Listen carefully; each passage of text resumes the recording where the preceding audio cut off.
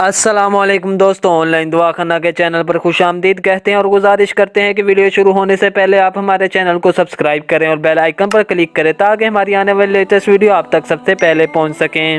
دوستوں، آج کی میری ویڈیو لوکی یعنی کدو کے متعلق ہے۔ یہ ایک ایسی سبزی ہے جس کی تعریف میں صرف یہ کہہ دینا کافی ہے کہ حضرت محمد صلی اللہ علیہ وآلہ وسلم کی پسندیدہ ترین سبزی ہے۔ انس بن مالک رضی اللہ تعالیٰ عنہ فرماتے ہیں کہ وہ اور نبی کریم صلی اللہ علیہ وآلہ وسلم اس سبزی کا سالن تناول فرما رہے تھے تو انس بن مالک نے دیکھا کہ نبی کریم صلی اللہ علیہ وآلہ وسلم سالن میں کدو تلاش کر وہ کھا رہے تھے۔ اور بھی بہت سی ایسی احادیث ملتی ہیں جس میں کدو کی فضیلت بیان کی گئی ہے۔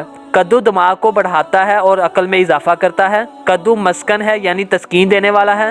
اس کا مزاج دوسرے درجے میں سرد تر ہوتا ہے۔ یہ پیاس کو دور کرتا ہے، جگر میں صفرا کی وجہ سے بے چینی کو دور کرتا ہے۔ پیشاب آور ہے یعنی پیشاب کو لے کر آتا ہے، پیٹ میں نرمی پیدا کرتا ہے، یرکان کو دور کرتا ہے، بخار میں حرارت کو کم کرتا ہے، جلدی ہضم ہو جاتا ہے۔ کدو کا مربع جگر کو طاقت دیتا ہے اور یرکان کے علاوہ ٹی بی کو بھی بہت زیادہ فائدہ مند ہے۔ دوستو، اب میں اس کے دیگر فوائد بتاؤں گا۔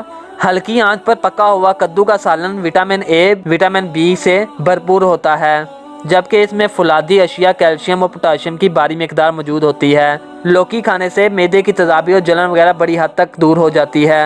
دوستو، اب میں آپ کے سامنے 2-3 نسخے بیان کروں گا۔ نسخہ نمبر 1، کدو کے اوپر گیلا کپڑا لپیٹ کر اوپر آٹا یا مٹی لگا کر گرم راکھ میں رکھیں۔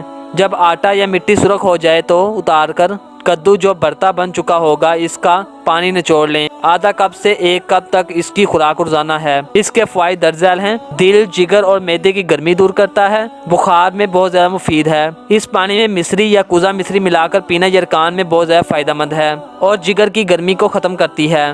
نسخہ نمبر 2، دوستو آج کی ویڈیو میں بس اتنا ہی۔ اگلی ویڈیو میں یہ بتاؤں گا کہ لوکی کا جوس بنانے کا طریقہ کیا ہے اور اس کو کس طرح استعمال کرتے ہیں اور اس کے کیا فوائد ہیں۔ اللہ حافظ، ملتے ہیں ایک نئی ویڈیو میں۔